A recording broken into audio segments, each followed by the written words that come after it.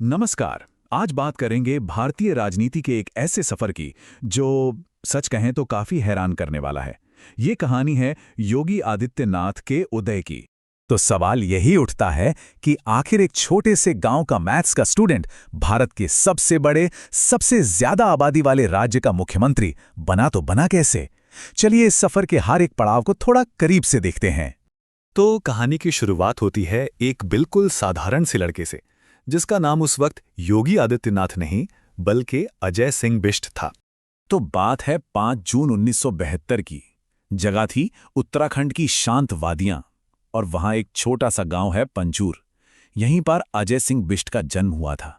उनका परिवार एक सिंपल सा गढ़वाली राजपूत परिवार था और ऐसा कहा जाता है कि अजय में ना बचपन से ही वो डिसिप्लिन और लीडरशिप वाली क्वालिटीज साफ नजर आती थी। लेकिन अजय की जिंदगी में एक बहुत बड़ा, एक डिसाइसिव मोड़ तब आया जब उन्होंने ये सांसारिक जीवन छोड़ा और एक आध्यात्मिक राह चुन ली। देखिए, उन्होंने मैथ्स में डिग्री तो हासिल कर ली थी, पर उनका मन जो था ना, वो सांसारिक जीवन से ज्यादा समाज सेवा और राष्ट्र सेवा की तरफ खिंच रहा था।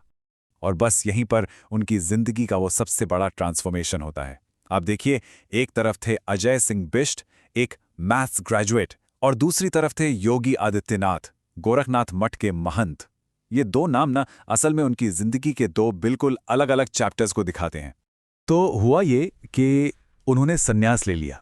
संन्यास मतलब सांसारिक जीवन को पूरी तरह से त्याग कर आध्यात्मिक रास्ते पर चल पड़ना। और इसी वक्त उनके गुरु महंत अवैद्यनाथ ने उन्हें एक नया नाम दिया, योगी आदित्यनाथ।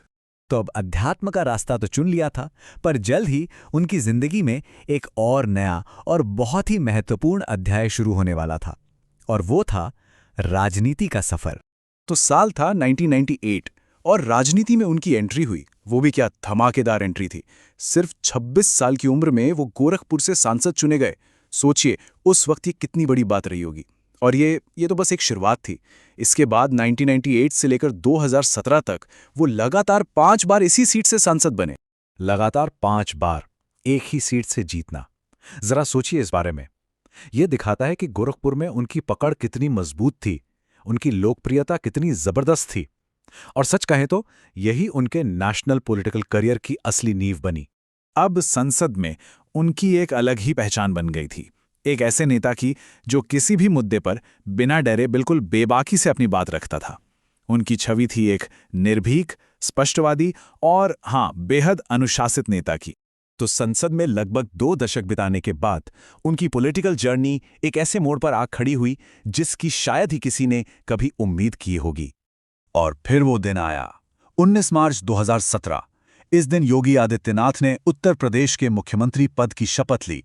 और यकीन मानिए, ये एक ऐसा फैसला था जिसने पॉलिटिकल सर्कल्स में लगभग हर किसी को चौंका दिया था। एक बहुत बड़ा सरप्राइज था ये। तो अब मुख्यमंत्री तो बन गए, इसके बाद उनका जो गवर्नेंस का स्टाइल था, जो काम करने का तरीका था, वो हर तरफ चर्चा का विषय बन गया। तो चलिए एक नजर डालते हैं कि उनकी प्रायोरिटीज क्या रहीं। तो सीएम बनते ही उनका जो सबसे पहला और सबसे बड़ा फोकस था वो था लॉ एंड ऑर्डर पर। उन्होंने क्राइम और करप्शन के खिलाफ एक तरह से मुहिम ही छेड़ दी, कई कड़े कदम उठाए।